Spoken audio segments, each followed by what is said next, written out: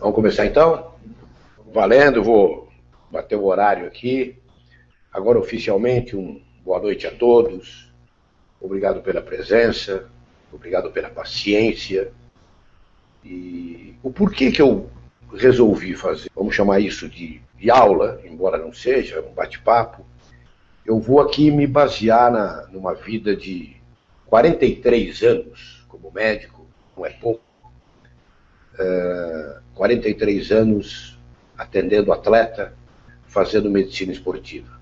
Se eu for um pouquinho mais rigoroso, nos 2 últimos anos da faculdade de medicina, eu me formei em 1969 na Pontifícia Universidade Católica, aqui da cidade de Sorocaba. Mas, nos anos de 67 e 68, embora ainda não com o título oficial de médico, eu não tinha o diploma, eu já trabalhava na área de medicina esportiva, como estagiário, como um ajudante, e nesse período eu trabalhei na natação do Corinthians, no basquete do Corinthians, no vôlei do Corinthians, o masculino e o feminino, e trabalhei também quase 2 anos, eu tenho muita saudade disso, no São Bento de Sorocaba, um clube de futebol. Muito bem, daí, já no ano de 69 mesmo, no ano da minha formatura, eu já fui convidado pelo então presidente do Corinthians e comecei a minha vida como médico do Corinthians. Atendia tudo, desde as crianças que caíam lá no domingo, quando iam passar o domingo no clube, os jogadores das piscinas, do balneário do Corinthians, aqueles que jogavam uma coisa ou outra. Tive um prazer enorme de ser médico do basquete do Corinthians, numa época em que esse time teve a maior formação que eu vi em termos de basquetebol aqui no Brasil. Assisti, trabalhei num jogo fantástico no Parque São Jorge entre Corinthians e Real Madrid, que era como se fosse um mini torneio para decidir o melhor time do mundo, o Barcelona da Europa, o Young dos Estados Unidos e o Corinthians representando o Brasil. Aquele tempo as cestas não valiam ainda 3 pontos, não tinha isso, fosse de que maneira fosse, cada uma valia 2, e na final o Corinthians venceu o Young dos Estados Unidos por 113-111, para vocês terem noção da perfeição que esse time tinha. Bom, daí para frente eu fui para o Comitê Olímpico Brasileiro, fui fazer Jogos Olímpicos, fiz Jogos Pan-Americanos, fiz várias Copas do Mundo, trabalhei em alguns torneios também de menor importância, e foi justamente, por que eu estou contando isso? Essa minha vida, junto da quadra, junto da pista, junto do campo de futebol, junto da piscina, que foi fazendo com que eu acumulasse conhecimentos na área de medicina esportiva. Alguns conhecimentos, evidentemente, que não tem nem no livro, mas conhecimentos que foram baseados no meu dia a dia, na minha vida, e é essa pequena experiência que eu vou passar nesse momento para vocês, já avisando que eu estou preparando, e é rápido, estou preparando o lançamento de um programa muito maior, muito mais completo, a respeito de lesões, das prevenções de lesões, vou de esporte em esporte, espero que eu possa te ensinar muita coisa. Isso é um produto de internet, que eu estou fazendo ele com todo o cuidado possível, e vou lançar proximamente. Você que está aí na sala me acompanhando vai acabar sabendo da época certa e como fazer. A minha grande preocupação quando eu falo de lesões esportivas é porque eu vejo o sofrimento de você que joga bolinha domingo. Para você, o seu joguinho com os amigos aí antes do churrasco é como se fosse uma Copa do Mundo. E de repente você pega ali uma distensão muscular e vem um médico e te fala, olha, 2 meses sem jogar bola. Ninguém aguenta esse tempo todo. Mas você pode ser, por exemplo, um corredor, que começou a fazer caminhada na rua, porque escutou muito na televisão, na internet, o exercício físico é bom, dessas caminhadas você passou a trotar, de trotar você passou a correr, de correr você começou a se inscrever nas mini-maratonas e nas maratonas, negócio muito legal, não conheço uma forma tão boa de dar saúde às pessoas como desse jeito. E logo daí vem uma tendinite do tendão patelar, vem uma canelite, eu explico tudo isso já já. Vem uma dor no tendão de Aquiles, e por mais que o médico seja bom, por mais que a medicina esteja muito avançada, por mais que a fisioterapia hoje em dia seja fantástica, tem recursos maravilhosos, o médico, qualquer um que seja, vai te pedir um determinado tempo de repouso esportivo. Você vai levar a sua vida, mas não vai poder jogar sua bolinha de domingo, vai ter que fugir das quadras, não vai poder nadar. Eu não conheço um esportista e principalmente um atleta que saiba conviver emocionalmente bem, se afastando por um determinado período da atividade que ele gosta, da atividade que ele pratica.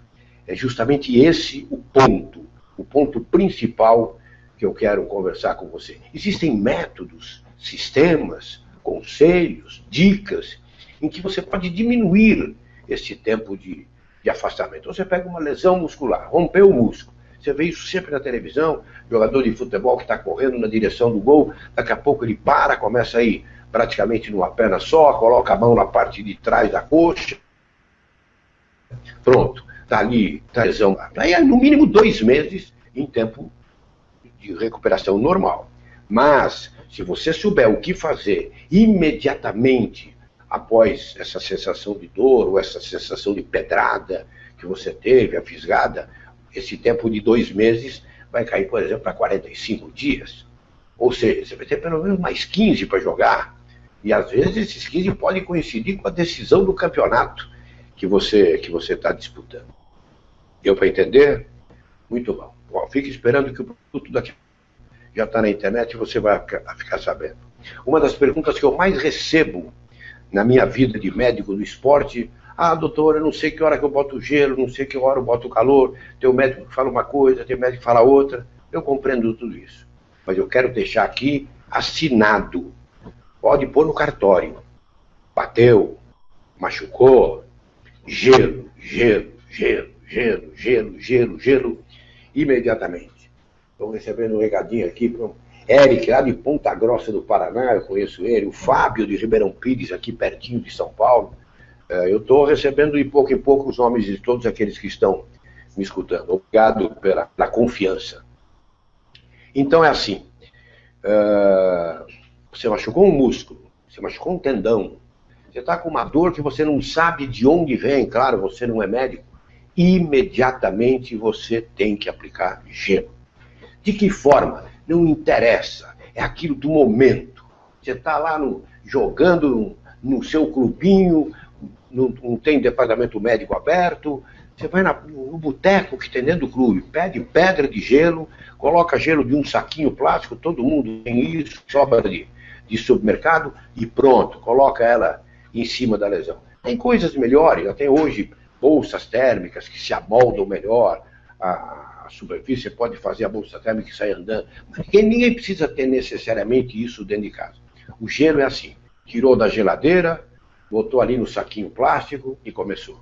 É claro que quando é uma lesão muscular, todo mundo sabe que quando você aperta com uma faixa de crepe, por exemplo, com uma bandagem, você aperta o local, a sensação de alívio é maior. Isso é possível fazer. E esse gelo, desse momento, precisa ser esse gelo que eu acabei de falar, de você colocar num saquinho plástico. Ou de você usar uma bolsa, que às vezes tem muita gente que carrega a bolsa para tudo quanto é lado, porque sabe que o gelo é muito benéfico numa situação emergencial. Mas nas lesões musculares, o que a gente mais pede para os atletas é que eles peguem uma toalha de rosto, dobra assim 2, enche de pedra de gelo e faz como se fosse um sanduíche com o gelo, da toalha com o gelo. Então ele vai ficar como se fosse um travesseiro baixinho. Coloca ali em cima da lesão e passa a faixa e comprime. Então essa compressão é benéfica, o gelo então nem se fala. Agora, uma dica, ó. Eu vejo muito isso na televisão, quando eu estou trabalhando, quando eu estou como médico, como jornalista. O gelo faz tudo isso de bom que eu estou te falando, que ele é como se fosse um analgésico, ele é um vasoconstritor, ele fecha os vasos para impedir que ocorra um derrame, mas ele só faz esse efeito se ele for usado até 5 minutos depois da lesão. É por isso que você vê assistindo uma partida de futebol, principalmente os grandes clubes, aqueles que têm mais recursos, é que você vê o jogador saiu de campo lá porque teve uma lesão muscular, só de ver o jogo você sabe que rompeu o músculo, antes de ele ir para o vestiário ele já fica ali no banco de reserva do time dele e já coloca o gelo. Perfeito, perfeito. Sim, até 5 minutos. Passou de 5 minutos, é possível que você não tenha o grande efeito do gelo, além do que você causa uma coisa, agora eu vou falar um termo técnico aqui, mas vocês vão me entender. Uma coisa que acontece ao lado da lesão, chamado hipóxia secundária. Hipóxia significa falta de oxigênio. Então a hipóxia secundária seria uma falta de oxigênio subsequente a essa ruptura do músculo, ou a ruptura do tendão, ou a fratura, seja o que for.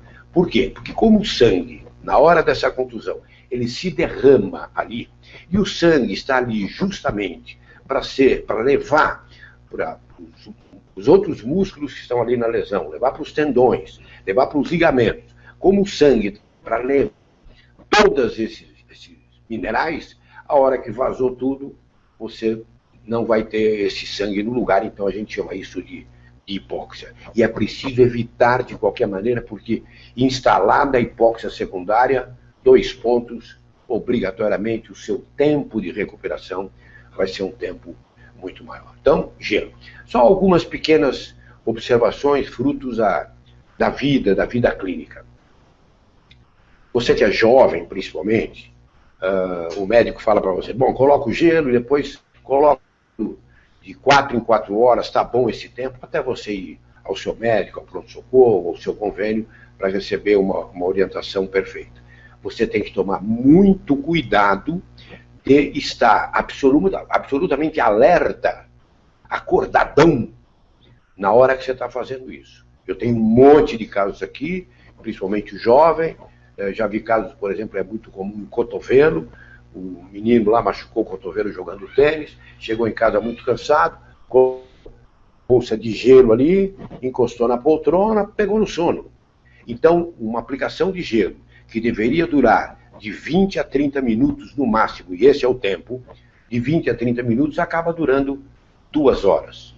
E aí há um susto terrível, que a hora que o menino acorda, o antebraço dele e a mão estão formigando, estão com falta de força, como se estivessem tendo uma paralisia.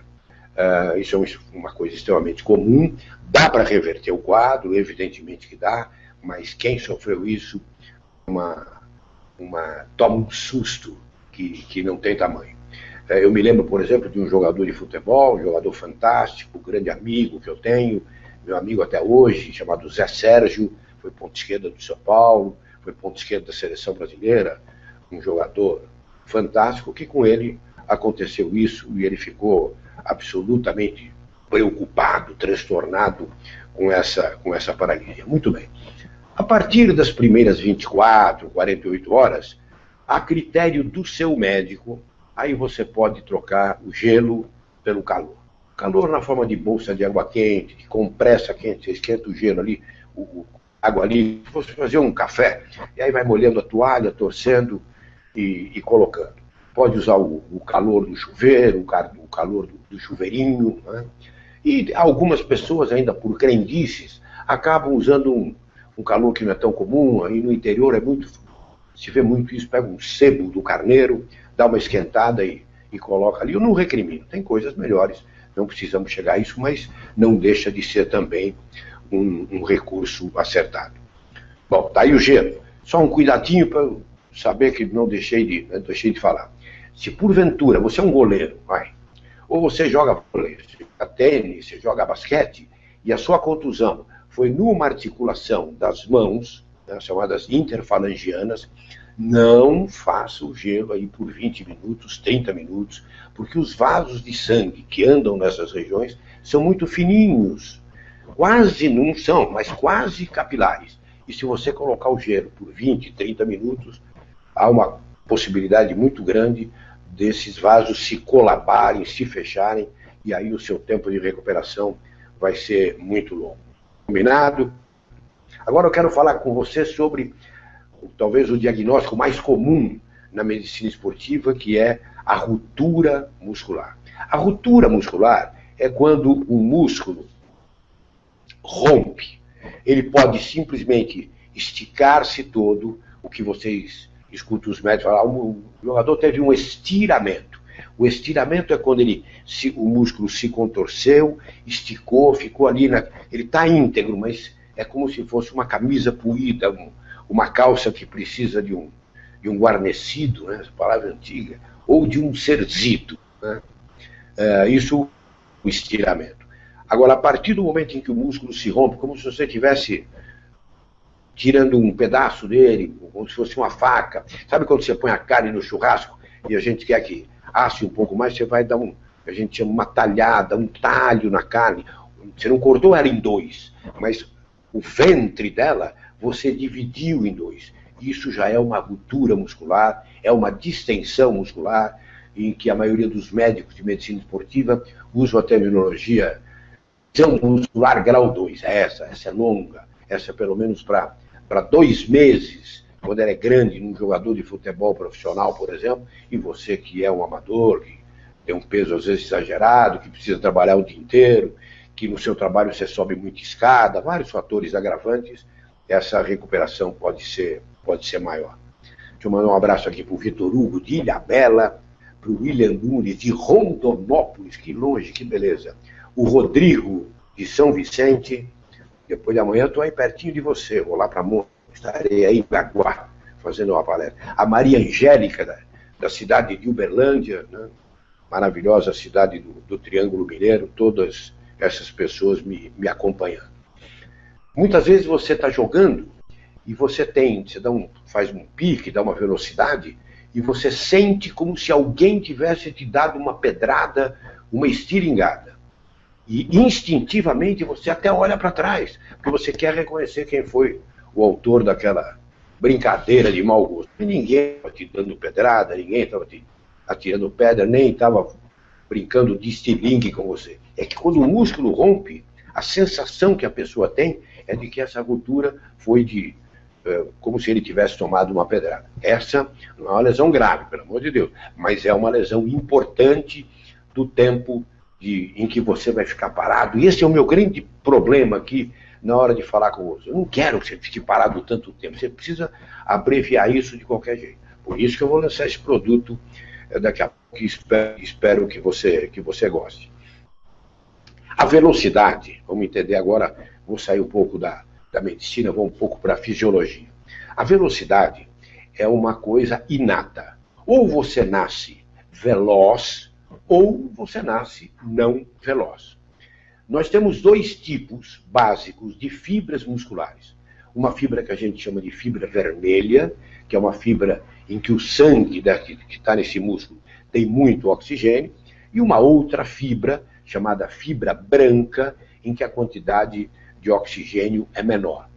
Quem tem uma quantidade muito grande de fibra branca, não interessa a sua raça, mas os negros têm muito mais fibra branca do que vermelha, isso te dá uma característica de ser uma pessoa veloz. Quando você tem muito mais fibra vermelha do que fibra branca, você não nasce veloz. Você nunca vai ser veloz, mas você pode se tornar o principal maratonista do mundo. A fibra vermelha, num time de futebol, por exemplo, é aquele jogador de meio de campo que corre 10 metros, pega a bola, toca ali, recebe aqui, fica naquele pedacinho. Ali, vendo o jogo inteiro, mas não vai dar nenhum pique, porque ele sabe que não tem força para isso.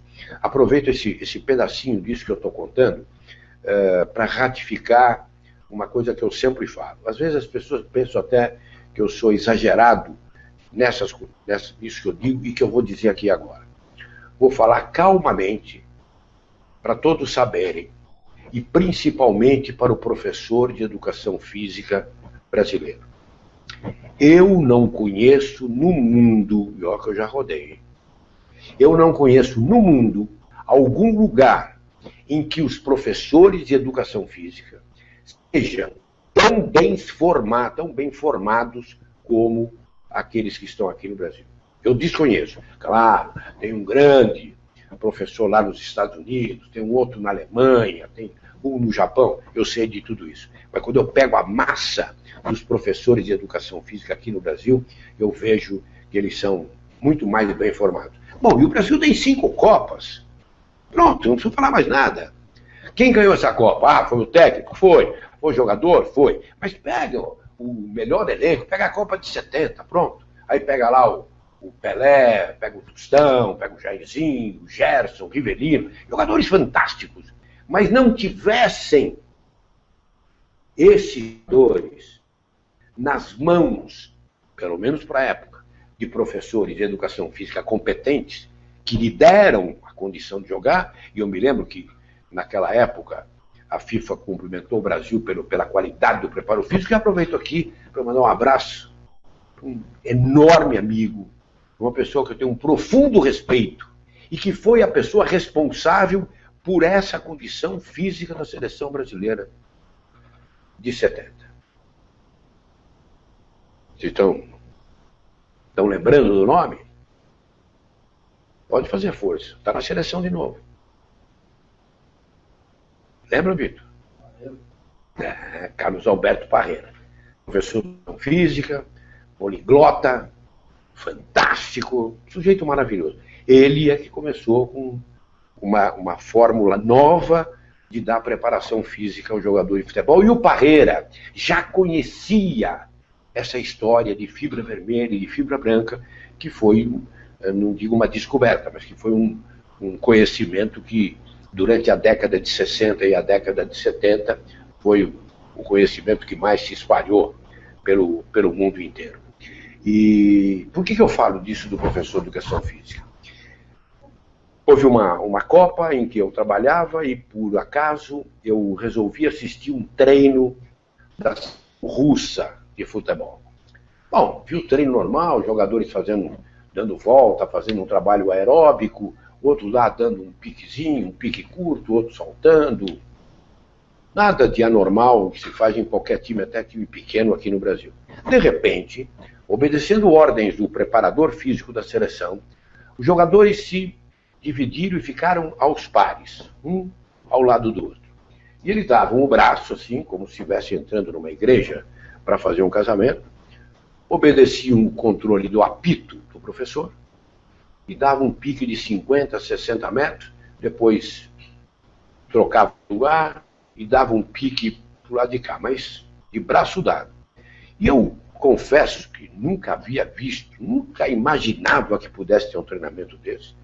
E, curioso, porque aí teve o lado jornalístico também, após o treino, eu fui lá na Zona Mista, procurei e conversei com o preparador físico da seleção russa, e ele me deu a seguinte resposta: eu junto um homem veloz com um lerdo, para que esse veloz dê velocidade para esse lerdo. Aí eu falei, então acabou o papo aqui, vou embora e vou pegar todos os meus livros, porque eu não conseguiria dirigir uma informação tão horrível, tão bestial, tão fora de propósito como dessas pessoas. Ou você nasce ou você não nasce. Muito bem. Mas quando você tiver uma ruptura muscular, porque você é um corredor, ou porque você correu na sua atividade, você é um jogador de tênis, por exemplo, você joga só tênis de dupla, fica mais parado, está sempre no fundo da quadra. De repente, o adversário te dá uma bola curta, rente a rede, você dá aquele pique de pelo menos 5, 10 metros para chegar na rede, pronto. Rompeu, distendeu. Você vai ficar parado. Você não vai jogar por um bom tempo. Mas se você fizer o uso imediato do gelo, se você usar o anti-inflamatório e o relaxante muscular corretamente, como tem que ser feito nesses casos, se a sua fisioterapia for muito precoce, se o exame de ultrassonografia te der detalhes, e basta ele, que é um exame barato, te der detalhes dessa lesão, você vai voltar a jogar tênis muito mais rápido do que você imagina. Nesse programinha que eu estou preparando aí, você vai ter tudo isso.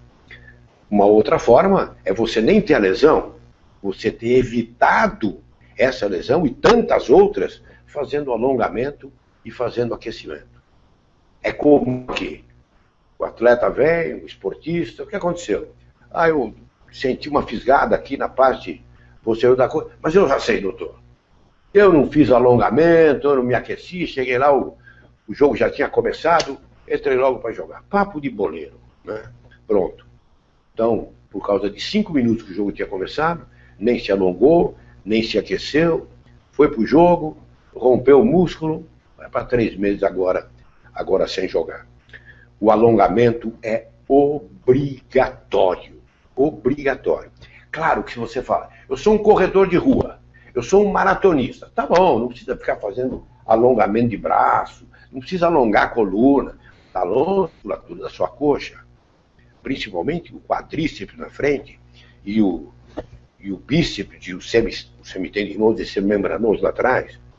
Alongue a sua panturrilha, músculos gêmeos, isso tem que alongar. Aí você fala, bom, você é um jogador de tênis de mesa. Tá bom, você pode alongar os membros inferiores de uma maneira mais branda, mas a musculatura do ombro, que é o que mais você vai usar, isso tem que ser alongado.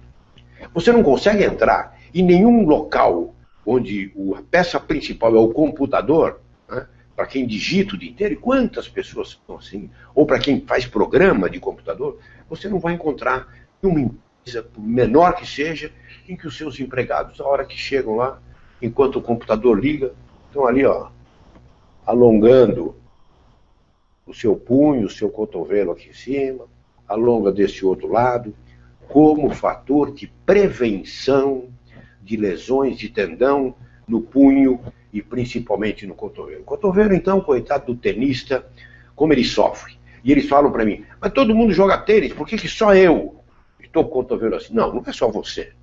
É gente. Aqui, essa gente que está machucada, você não vê, que ele não vai nem jogar. Né? Mas, geralmente, essas lesões do cotovelo, que os americanos até se auguraram o direito de dar nome, o tênis elbow, que eles chamam o cotovelo do tenista, isso se dá por falta de alongamento, por um encordoamento deficiente na raquete, por ele não ter aprendido corretamente o movimento biomecânico de bater na bola e seguir com o movimento do braço. Tudo isso pode até ser um pouco chato para você, mas são 5 minutos que te resolvem. Os jogadores de futebol profissional, por exemplo, e eu falo deles porque é o que mais a gente vê aqui no Brasil, mas serve para todo esporte, está lá o primeiro tempo, metade do primeiro tempo, os jogadores do banco estão lá atrás do gol fazendo aquecimento. Tá certo? Tá correto. Aí tem volta do segundo tempo, aquece devagarzinho, depois quando bate 15, 20 minutos de jogo, aquece mais. E tem um preparador físico lá só para fazer isso. Tá certo? Está correto. Porque aí tem um detalhe que eu quero te dizer e quero te deixar essa dica.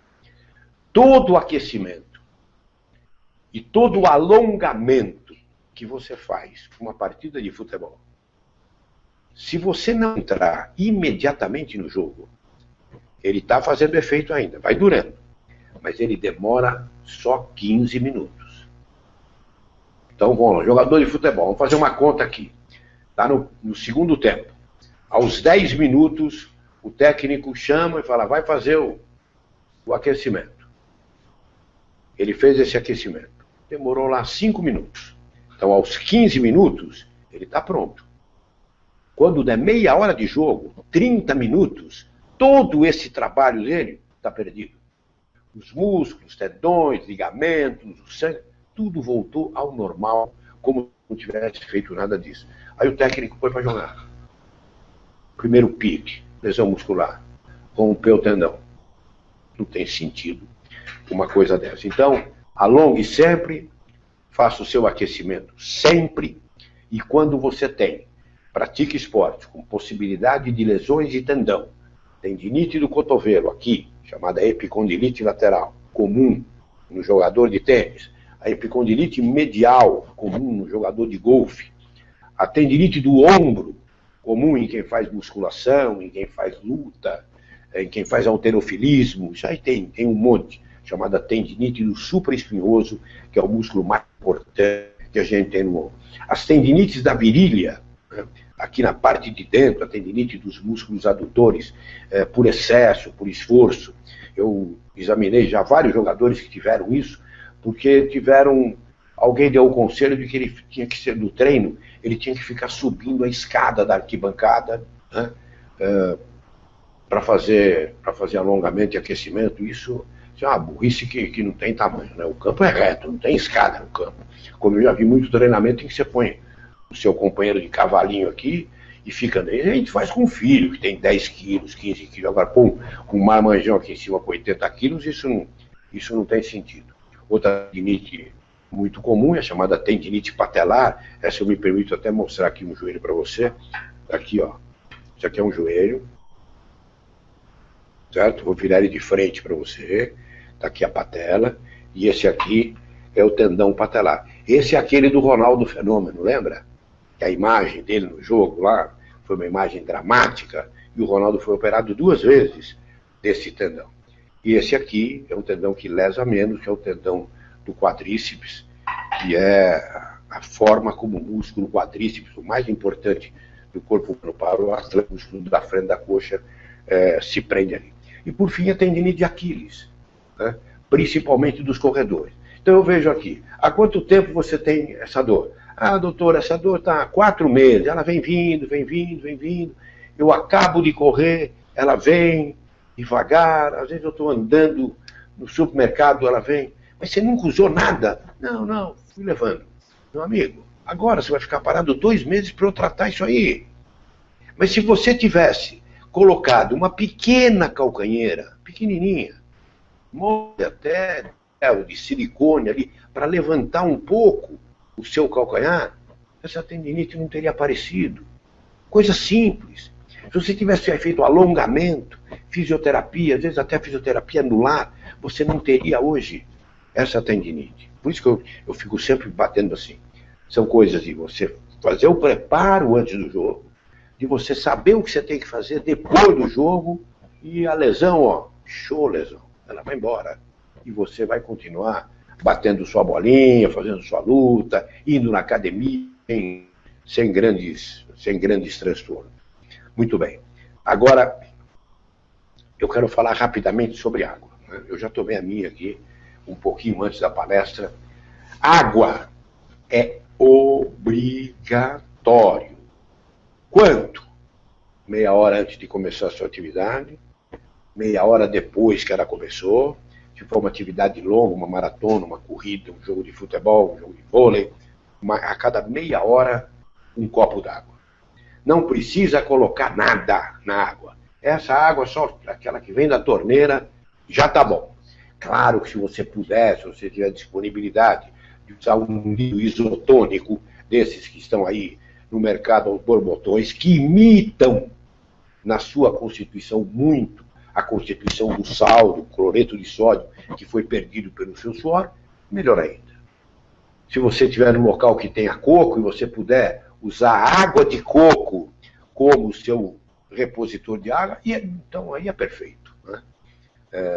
Isso é o líquido que você perde pelo seu suor. Você não perde só água, você perde água e perde sais minerais, que você encontra nos líquidos isotônicos, encontra em quantidade muito grande até na água de coco. Não deixe de fazer isso. Agora, quando a gente fala de água, uma palavra que eu vejo muito aqui na minha clínica, no meu instituto, é assim: ah, doutor, ontem eu machuquei o joelho, estou com água no joelho. Pelo amor de Deus, não tem água no joelho, não dá para ir água ali.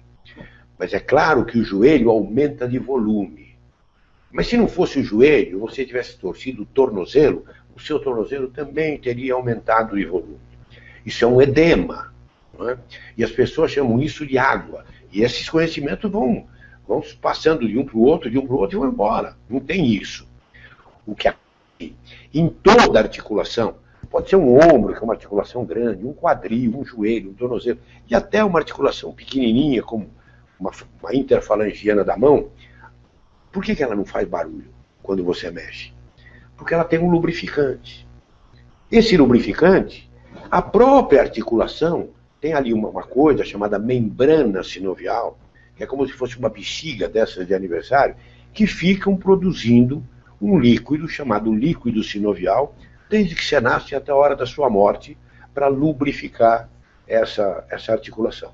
Só que a natureza é tão perfeita que quando a lesão, você machucou um menisco, por exemplo, você teve uma ruptura do ligamento cruzado, seja lá o que for, essa membrana sinovial é como se ela fosse um ser inteligente e ela falasse assim: o que está acontecendo aqui? Bom, não sei, mas que esse joelho está precisando de mim? Tá. E o que ela faz? Ela aumenta a produção do líquido sinovial. E o líquido vai ali, porque ele é uma caixa fechada, a articulação é uma caixa fechada, e o líquido, então, faz aumentar o volume.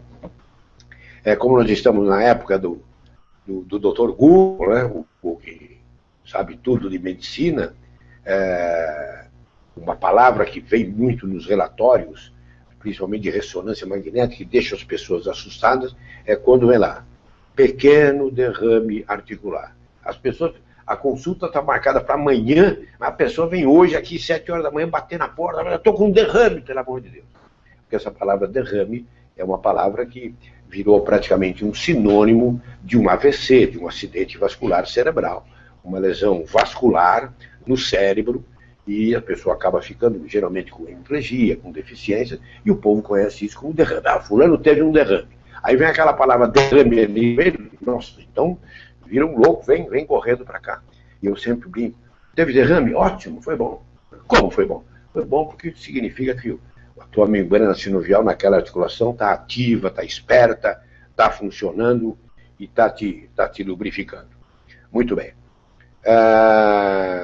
Eu vou baixar um pouquinho do joelho e vou falar de um diagnóstico, como preveni-lo. E quando eu falo disso que eu vou falar com vocês agora, eu tenho que fazer muita força para não ficar muito emocionado. Os atletas, quando tem dor na canela, na frente, na perna, na tíbia, eles chegam e falam assim: eu estou com canelite. Tudo bem, é verdade. Até que o nome não é ruim. Os médicos preferem chamar isso de tibialgia, dor na tíbia.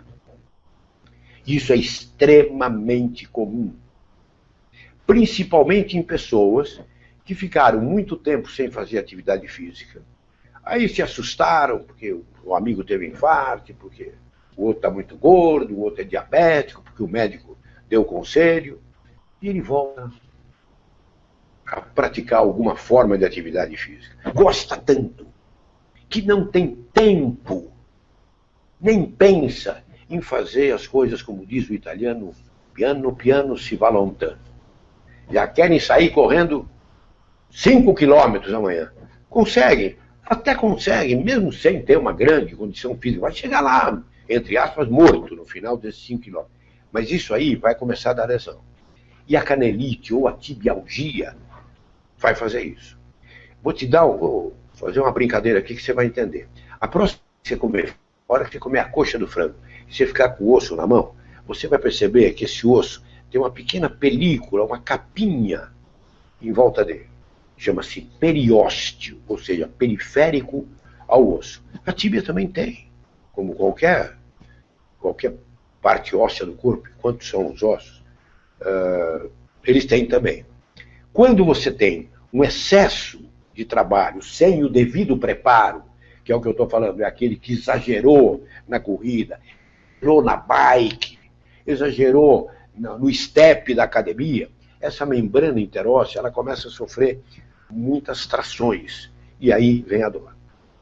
E essa dor é uma dor que durante o dia não aparece, mas o atleta vai correr, 1 quilômetro é o suficiente, aí ele desanima e vai ficar parado muito tempo, e eu sempre gosto de tirar essa angústia dessas pessoas. Gelo, se faz um procedimento originário na França fantástico, chamado terapia, em que se injeta a 0,4 centímetros, 4 milímetros abaixo da pele, nas proximidades da lesão, um líquido anti-inflamatório misturado com anestésico, de resultados fantásticos, a fisioterapia maravilhosa, os alongamentos continuam mandando. Só que as pessoas, quando falam de alongar a perna, o que ela mais sabe é aquilo que você vê alongar na televisão quando algum atleta tem câmera. Você pega a ponta do pé e põe a ponta do pé aqui para cima. Mas esse alongamento na tibialgia, na canelite, não funciona. Tem que se fazer o outro alongamento, aquele que se estica a perna e a ponta do pé vai para baixo para você esticar a parte anterior da sua tíbia. Mas por que eu falei agora há pouco que eu faço força para não me emocionar? Poxa, gente, eu fui médico do Oscar. Conhece uma honra maior? Fui médico do Marcel. Fui médico da Hortência desde que ela tinha 15 anos de idade. Fui médico da Paula. Fui médico do Montanaro, do William, do Rivelino, do Zé Maria, do Ado, do Baldock, Cafuringa, Jairzinho. Tudo isso me dá maior orgulho. Pessoas, não porque esses aí foram os Fernando Merigene, que não posso esquecer, não que essas pessoas sejam melhores do que as outras, mas esses nomes são tão importantes na vida esportiva do Brasil que a gente pensa que são pessoas que são intocáveis, fica ali, nada disso, são pessoas maravilhosas. E o João, eu fui médico do João enquanto durou a sua carreira. Conheci o João aqui no Centro Olímpico de Treinamento e Pesquisa, aqui no Ibirapuera, em São Paulo. Todos os dias, 7 horas da manhã, lá estava o João na pista, na minha companhia e na companhia do seu técnico eterno, Pedro Henrique de Toledo, que ele chamava de pai. E eu acompanhava o treino. Sabe quantas pessoas estavam na arquibancada ver o João treinar? 0, nenhuma. Sabe quantos jornalistas iam lá cobrir o treino do João? 0, nenhum. O João pulava, e aí ele olhava pro Pedrão, o seu técnico, e o Pedrão falava, desculpe, João, no segundo salto, levanta um pouco mais o joelho, porque eu quero mudar o seu ângulo do quadril. E o João pacientemente fazia. O João era fantástico, muito. Aí estou eu, em 1980, nos Jogos Olímpicos de Moscou, na União Soviética ainda, e o João era esperança pule de 10, descarada, que o João ia fazer a medalha de ouro no salto triplo. Embora tivesse contra ele um saltador russo, que foi o homem que acendeu a pira olímpica lá, de tão importante que ele era, mas o João era absolutamente imbatível e já tinha o recorde mundial de 17,89 conseguido no México. O João ficou comigo lá em Moscou, todo dia ele treinava, a gente voltava do treino, nós almoçávamos juntos, conversávamos à tarde, eu fui assistir e trabalhar em algum jogo de basquete, do vôlei, o João foi junto, ficávamos à noite conversando. Muito bem. Na véspera da parte final do salto triplo dos Jogos Olímpicos de Moscou. É como se fosse hoje, nesse horário aqui, pouco depois das 8, nós saímos em 4 ou 5 pessoas da delegação brasileira, eu e o João, mas naquela noite fazia um frio terrível em Moscou. E nós, dentro da própria Vila Olímpica, caminhamos aí uns 300 metros e fomos para o restaurante, comemos ali, conversamos. E aí nós voltamos mais 200, 300 metros. Quando faltavam um quarteirão dentro da Vila Olímpica para chegar no nosso prédio, o prédio da delegação brasileira, o João apertou meu braço aqui e falou assim, Doc, como ele me chamava. Estou com dor na canela. Nossa, pelo amor de Deus. Eu quieto. Mas esse pelo amor de Deus eu falei para mim mesmo. Aí fui até o quarto do João. A hora que eu palpei a canela, na minha cabeça veio tibialgia. Gelo, tá. Naquele tempo se usava muito um produto que hoje não vende mais, chamado antiflogistine. Era um pote de vidro assim, e ele parecia aquele doce sírio, doce raleu, cor cinza. A gente esquentava aquilo no banho-maria, tirava com uma espátula, colocava no local da lesão, cobria aquilo com e deixava o tempo passar. Hoje não se usa mais. Eu fiz tudo o que podia, João, ele sabe disso. Mas a fisioterapia só tinha ultrassom, naquele tempo não tinha essas correntes farádicas, galvânicas que existem em todas as clínicas de fisioterapia. Não tinha nada disso. Estou falando de 1980. Ou seja, estou falando de uma coisa de 34 anos. E aí me deu na cabeça o seguinte: toda pessoa que tem canelite ou que tem a tibialgia chega para mim e fala assim, isso não está no livro. E eu pergunto, o seu... Não, tudo normal, mas doutor, a hora que eu ponho o pé no chão, assim que eu acordo, eu quero ver estrela. Todo mundo me conta a mesma história. O que aquilo podia me ajudar naquele momento? Bom, escutar do João, amanhã cedo, dia da prova, a mesma coisa que as pessoas me falam. O João ia dormir, quando ele ia pôr o pé no chão pela primeira passada, amanhã cedo ele ia morrer de dor. E é um atleta que não pode competir um salto triplo e botar quase 20 metros, não pode ter dor. Então eu tomei uma medida que eu precisei contar com a colaboração do seu técnico, do presidente do Comitê Olímpico Brasileiro. Eu falei, eu não vou deixar o João dormir. Pode parecer uma bobagem, né? Mas é assim, se ele não dorme, ele não vai dar a primeira pisada. Eu vou fazer ele rodar a noite inteira aqui. E o João, pouca gente sabe, o João era um fulano assim. Você chegava para ele, João, vou te contar uma piada. Ele já começava a rir. João, sabe do português? O João ele ria por qualquer piada mais infame do mundo, um cara fantástico. E aí eu peguei os grandes contadores de piada lá, que já podiam passar a noite em claro, porque tinham perdido nas suas provas, e nós ficamos contando piada pro João do Pulo até as 8 horas da manhã, e eu ali com antiflogistine, com gelo, tomando remédio, e o João conseguiu ir. Eu tenho uma foto, a hora que nós chegamos no estádio Lenin, o João me deu um abraço no Pedrão, e ele foi embora uma passarela, e ele ainda virou para trás, fez assim, sorte, João. E ele ainda conseguiu uma medalha de bronze. E mesmo assim foi roubado, não falo isso como brasileiro, dos 6 saltos que ele deu, impugnaram 4. E 2 foi... Naquele tempo não tinha esse negócio eletrônico que você vê aonde o atleta pisou. Era no olhômetro e um juiz ali levantava uma bandeirinha branca de bom salto e outra de vermelha de salto impugnado. Mas o João teve uma nostalgia. Imagina você que está me assistindo. Você que joga bola, você que corre, você que faz step, você que gosta de ficar subindo escada. Vejo isso aqui todo dia. Eu moro no 8º andar, eu vou de escada para emagrecer. Não, tem outras coisas para emagrecer. Não precisa emagrecer com sacrifício, cara. Mas o João tinha o gesto.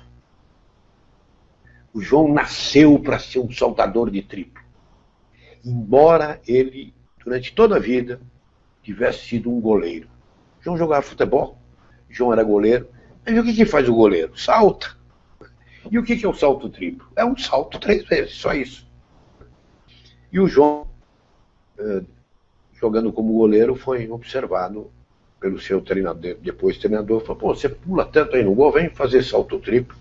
E o João acabou indo. Mas o João parece que nasceu com um gesto, a biomecânica dele e de outros atletas que eu conhecia, era uma biomecânica fantástica. Parece que Deus falou assim, vou dar tudo para esse cara. Vou lembrar do Pelé, que foi meu companheiro na seleção brasileira de Master. Pelé não teve nenhum treinador específico para ele, teve lá Júlio Mazei, que acompanhou toda a carreira, o médico, o Júlio, mas não teve ninguém fazendo teste. O Pelé nem tinha tempo de fazer isso. Esse gesto me lembra perfeitamente uma história que o falecido Cilinho, técnico de futebol, me contou. Houve um determinado domingo em que o Pelé fez um gol de bicicleta, num jogo aí do Copa do Brasil, Campeonato Brasileiro, e claro que a televisão, naquele domingo à noite, o gol de bicicleta do Pelé, o gol de bicicleta, e só deu a bicicleta do Pelé. E a Ponte Preta aqui de Campinas, que daqui a pouco joga aí com São Paulo, a Ponte Preta tinha um centroavante, negrão, entre aspas, falando, negrão forte, chamado Almeida. Ele era muito ruim, mas aquele centroavante que sobrava uma bola dentro da grande área, ele guardava, mas não sabia jogar. E o Almeida foi para o treino da Ponte Preta na segunda-feira, chegou mais cedo que os seus colegas, pegou um monte de bola, foi no gol, o gol oposto aonde eram os vestiários, e ele ficava sozinho, ali na meia-lua, ele levantava a bola e tentava dar uma bicicleta. Pegava outra bola e tentava dar uma bicicleta, porque ele tinha a imagem do Pelé do dia anterior. E os jogadores foram subindo devagar, um de cada vez para começar o treino, e ficaram ali vendo o esforço sem gesto, né? Diferentemente do João do Pulo. E aí o Cilinho subiu.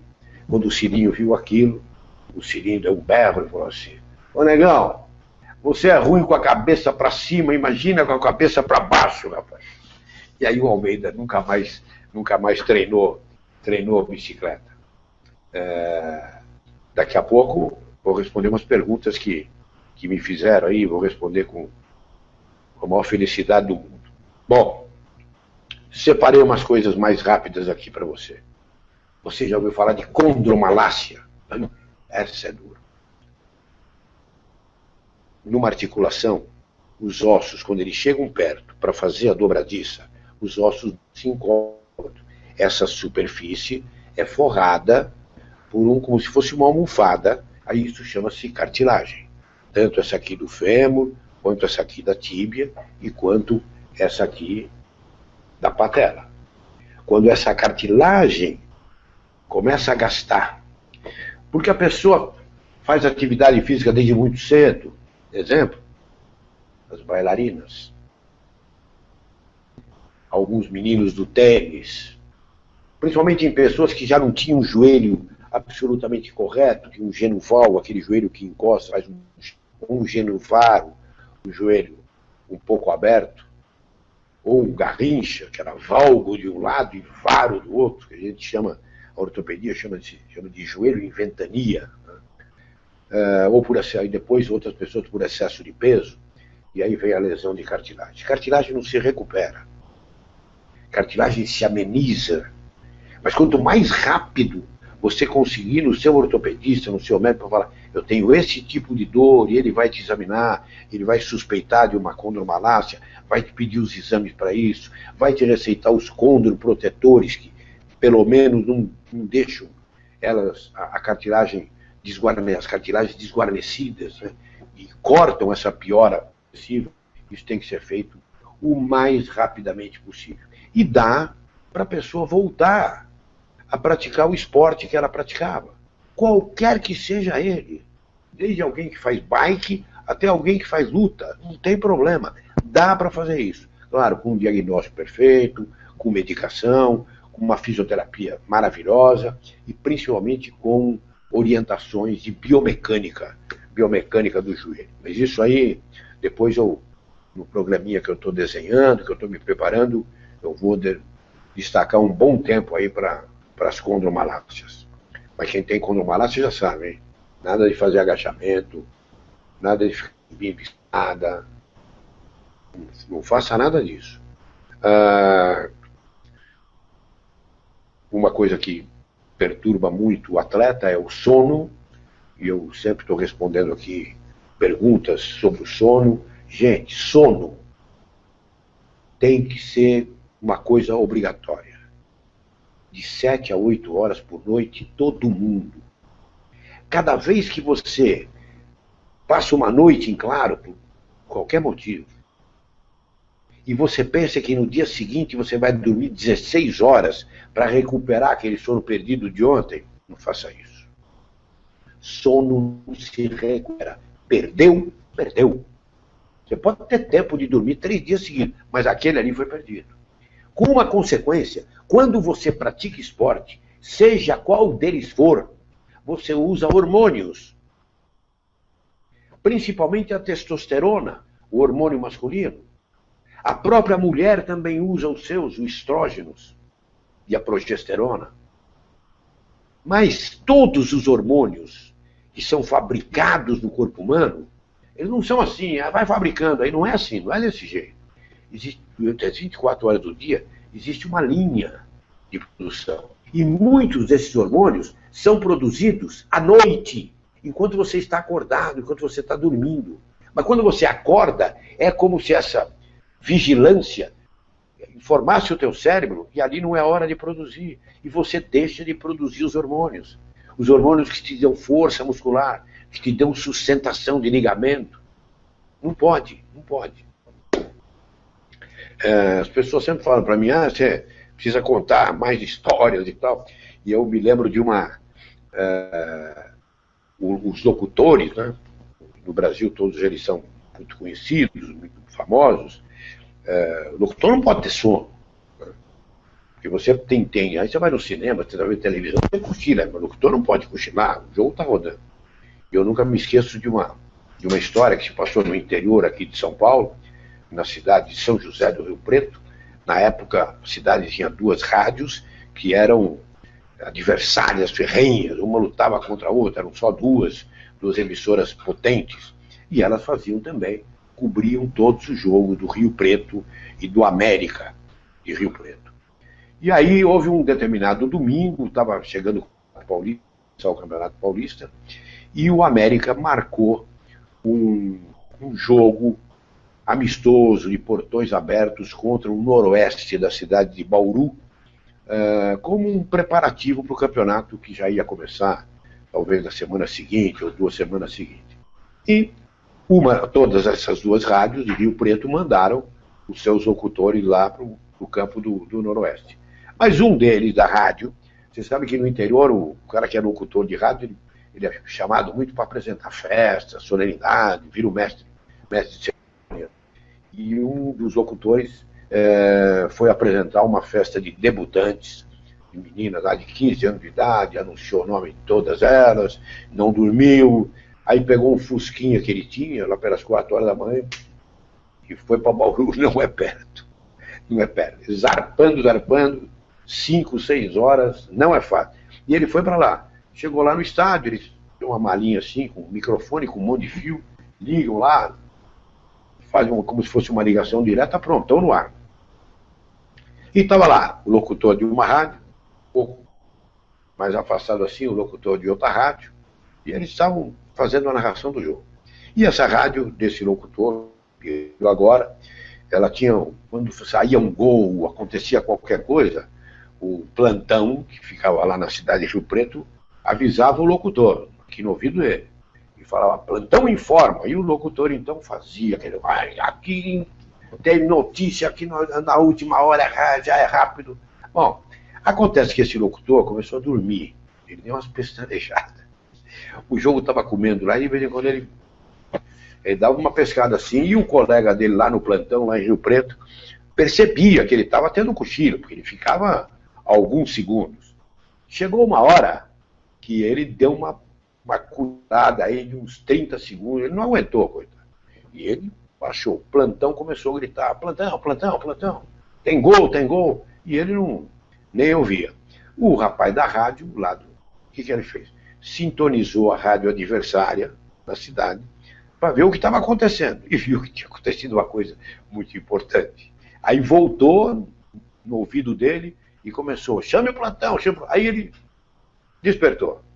E aí ele chega e fala, rádio, não sei o que, plantão informando. O que aconteceu? Foi gol aonde?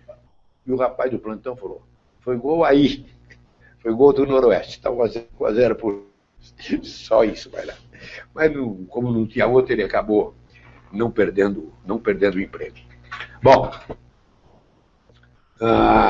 já te falei do sono, que eu tinha escrito aqui, não podia deixar de falar. Quero te orientar para você não usar roupas extremamente apertadas, né?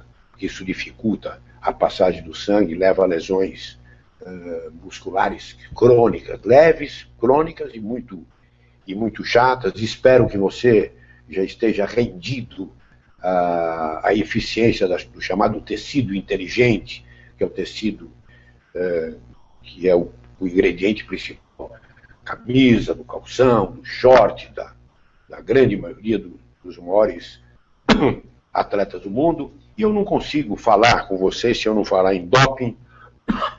E eu quero pedir um favor. Doping mata.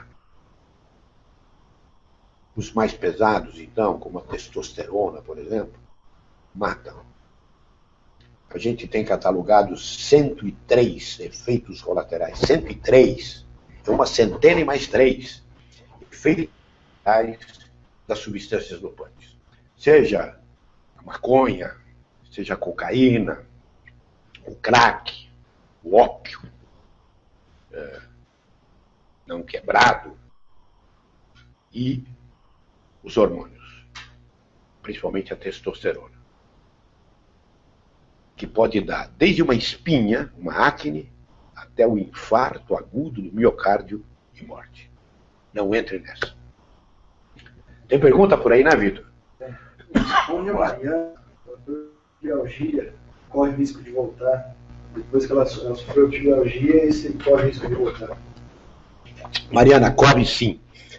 Mas é assim, ó. Se você curar e ficar completamente boa, e depois o teu médico conseguir te dizer que palmilha você tem que usar, que tênis você tem que usar, como que você tem que se alongar, você provavelmente não vai ter essa recidiva. Mas precisa seguir isso.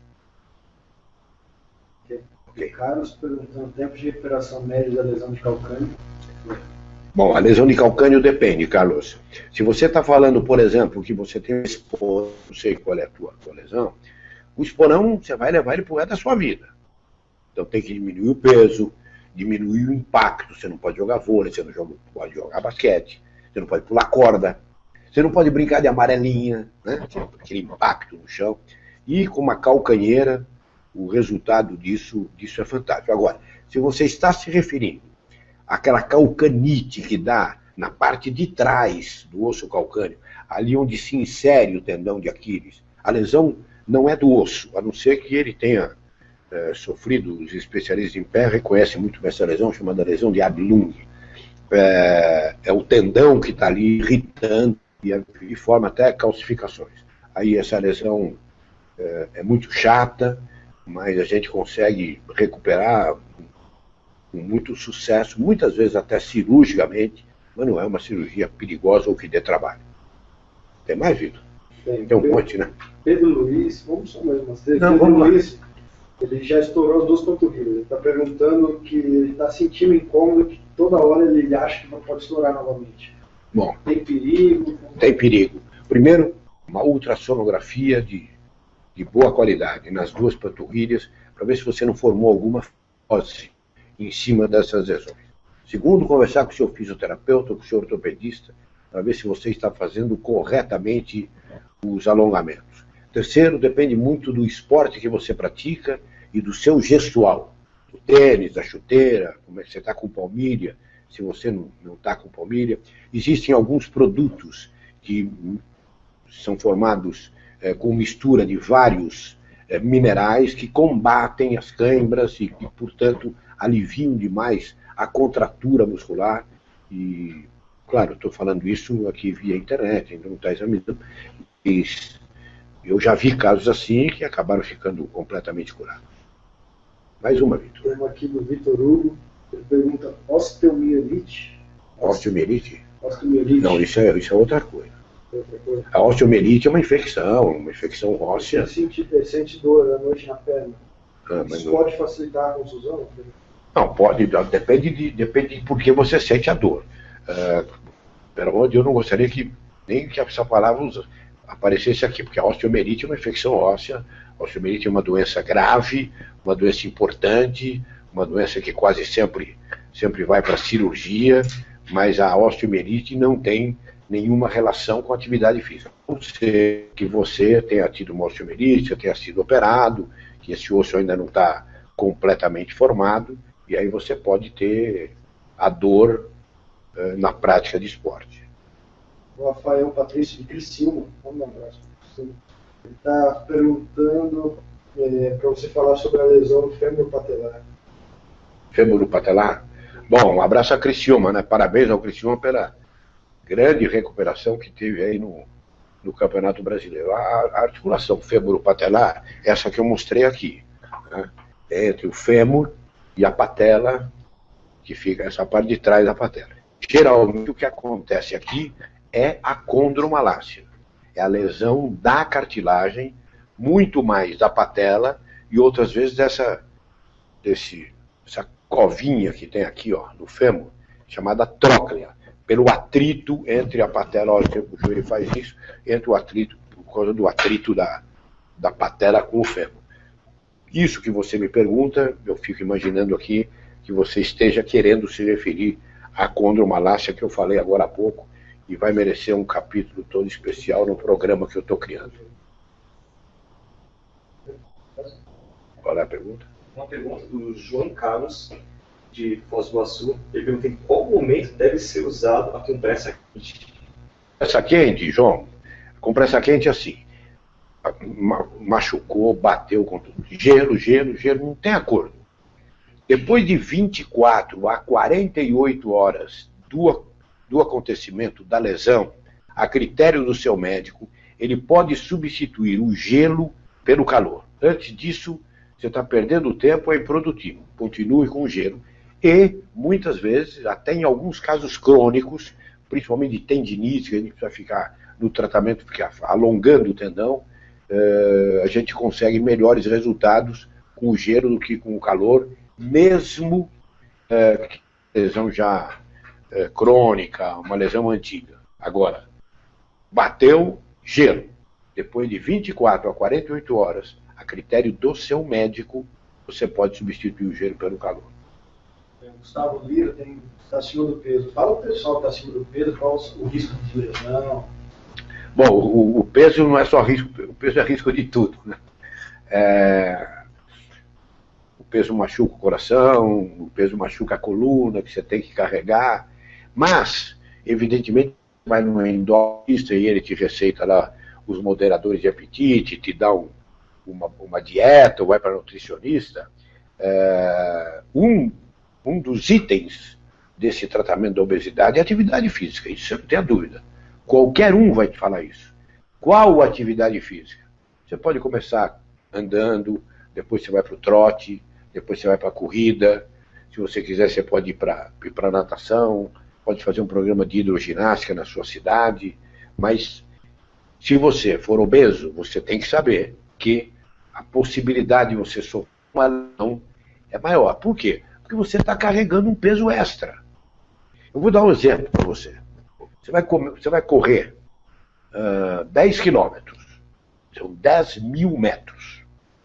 Nesses 10 quilômetros, você dá aproximadamente 18 mil passos. Tá bom? Essa matemática está mais ou menos correta. Vamos supor que você tenha 2 quilos de excesso, para ficar barato. Só que você deu 18 mil. Se em cada passo o excesso foi só de 2 quilos, isso significam 39 mil quilos que você carregou nas costas. Sabe o que é isso? 20 caminhões de areia a 10 quilômetros. Agora imagino uma pessoa que tem 20, 30 quilos a mais. Mas esse é o caminho. Mas, aí você fala, a sua pergunta é, quem é gordo pode sofrer mais lesões? Pode, não se tenha dúvida disso. Mas você é obrigado a fazer atividade física e segue esses conselhinhos que ou um professor de educação física para diminuir a possibilidade de você ter uma lesão no esporte. A pergunta do Andrezinho Yara.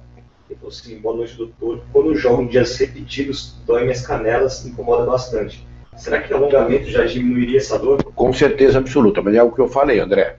O alongamento não é aquele que fica pôr a ponta do pé para cima. Aquilo é para alongar a panturrilha, a batata da perna. O alongamento para isso é esse aqui, é para baixo. Você põe a ponta do pé para baixo.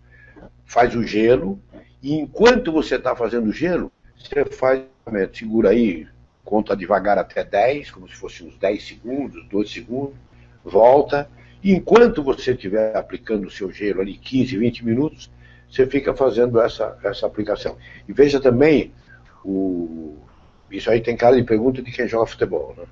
Veja o local que você joga. Quanto mais duro for o chão, o solo, maior a possibilidade da canelite e maior a possibilidade dela ficar crônica. Aí você vai para a terra, melhora, para a grama, melhora, para o carpete, melhora.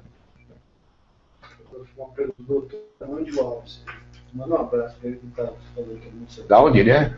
O Armando Alves, eu não sei o local que ele é. Ele pergunta se a prática do PRP na articulação e principalmente na osteomalácia, para você comentar o PRP. Bom, o PRP, um abraço ao colega, PRP é um procedimento relativamente novo, chamado plasma rico em plaquetas. Basicamente, não vou aqui dar aula sobre isso, é o seguinte: alguém sofreu uma lesão muscular, pronto, rompeu o músculo, vai demorar 2 meses para se recuperar. Aí o médico resolve fazer o PRP. O PRP tira sangue da veia, vai para uma maquininha, que é uma centrífuga, e separa, o sangue fica separado em 3 partes. Uma parte que é o soro, outra parte que são os glóbulos brancos e glóbulos vermelhos, e outra parte onde ficam as plaquetas. As plaquetas são glóbulos do sangue que, numa linguagem menos técnica, essas células têm a memória dos tecidos do corpo humano. Tem a memória do músculo, a memória do tendão, a memória do ligamento, a memória do osso.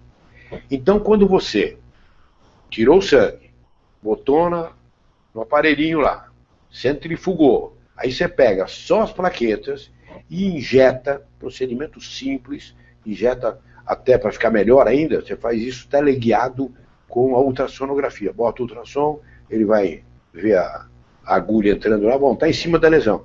Aí se injeta e vai embora para casa, não tem problema nenhum.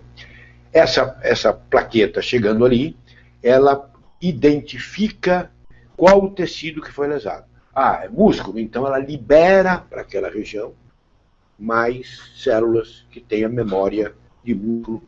A recuperação é rápida. Eu não posso falar o nome do jogador, porque ele ainda está em atividade, um rapaz extremamente fantástico, mas ele teve uma lesão que ia ficar 2 meses parado. O meu colega do clube dele, aqui em São Paulo, aplicou o PRP e depois de 2 semanas, 14 dias, ele disputou um clássico fantástico aqui em São Paulo, não sentiu absolutamente nada.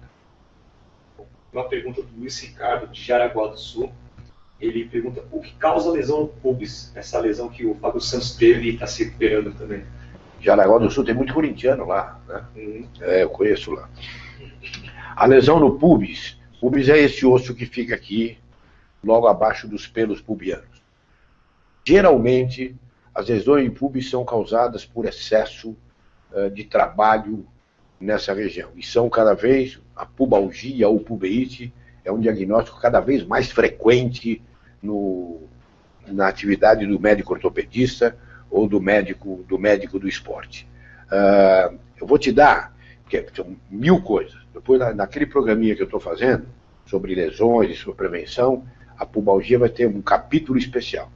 Mas é o seguinte, pelo amor de Deus, abdominal não pode ser feito com a pele esticada. Isso não tem mais sentido, né? Mas tem gente que insiste. E o que eu vejo muito é gente que faz o abdominal, levanta as 2 pernas e depois faz um movimento que eles chamam de tesoura, em que você fica fazendo assim. Ora, o pubis, nele está o músculo reto abdominal, o músculo da barriga. Nele estão os músculos adutores do quadril, os 2 que estão aqui por dentro. Prende-se nele. Depois tem os músculos oblíquos, que vem aqui do lado, embaixo da cartucheira aqui, chegar também no pubis. Ora, quando você faz um movimento desse, biomecanicamente muito incorreto, eu pergunto, se eu estou no lugar do pubis, eu vou obedecer quem? Vou para cima, vou para baixo, vou para a direita, vou para a esquerda? Coitado do pubis, não aguenta. Então a parte de baixo dele começa a sofrer alguns desgastes, vem a dor e o tratamento é muito longo, atleta profissional não aguenta e ele prefere a cirurgia. Fazer a última aqui? A última. Mestre Joaquim, o que causa o passamento no final do tendão calcâneo? Cirurgia ou tratamento clínico? Sempre tratamento clínico. Sempre tratamento clínico. Agora, veja que essa pergunta é a última que eu estou respondendo. Para espessar o tendão calcâneo, esse tendão já estava doendo lá atrás. E se você, Joaquim, tivesse colocado gelo, tivesse feito alongamento, tivesse feito fisioterapia, ou seja, se você tivesse feito, essa é a grande palavra, prevenção, hoje você não estaria nessa dúvida. Agora, eu respondendo como se fosse para um amigo, não estou fazendo consulta para ninguém. Está espessado? Viu a ressonância magnética ou viu na ultrassonografia? Beleza. Fisioterapia, orientação para modo de pisar, ver o esporte que você pratica, ver se você não tem uma pisada muito de calcanhar, um stipate, aquela marcha do soldado, ou você não tem uma marcha de ponta de pé. Tudo local. A cirurgia, a última coisa. Mas é possível. Bom, meus amigos, já estourei, passei 20 minutos. Quero agradecer do Brasil todo, de todos vocês na sala aqui comigo, eu aqui no meu instituto, vocês aí em casa. Queria parabenizar, antes de tudo, antes de cumprimentar, parabenizar você, que é horário de novela, não é? E você preferiu ficar escutando aí alguma coisa de medicina esportiva, de prevenção de lesão, junto comigo. Mas tem uma frase que eu sempre falei para os meus alunos: quando você precisar de um favor, pede para um homem ocupado, porque o desocupado nunca tem tempo. Né? Então vocês jogam no meu time. Tem alguém de alguma coisa que eu gosto, eu estou lá assistindo. E vocês fizeram isso comigo. Um abraço geral para todo mundo, que vocês tenham o resto de feriado maravilhoso, um bom fim de semana. Eu não vou te desejar um bom fim de ano ainda, porque eu estou fazendo um trabalho de internet, acho que vai dar muito certo, eu acho muito legal, em que eu vou lançar um produto sobre prevenção de lesão e como curar rapidamente as principais lesões. Porque o meu problema é sempre assim: eu não aguento ver um jogador de bola de fim de semana, alguém que vai para academia, aquela assim, todo dia para a rua, para andar, para correr, daqui a pouco tem uma lesão e o médico tem que falar: para! Isso para essas pessoas é o fim do mundo, elas não aguentam. E é por isso que eu estou fazendo esse projeto. Mas como eu acho, com muito otimismo, que esse projeto vai sair agora, no mês de dezembro, eu não vou te desejar um bom Natal, porque a gente vai se ver ainda. Depois eu falo. Bom Natal, feliz 2014, tá bom? Obrigado. Um abraço a todos.